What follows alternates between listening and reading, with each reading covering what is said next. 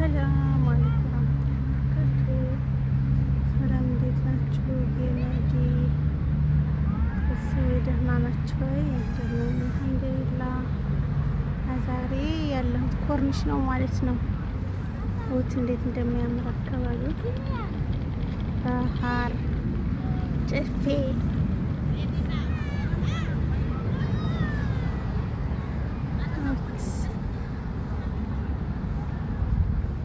እና ከጓደኞቼ ጋራ ይህን ይመስላል።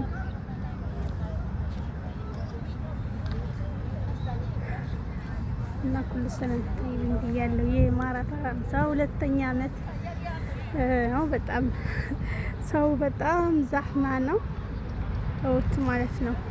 ባህሩ በጣም ብዙ ሰው አለ ዛህማ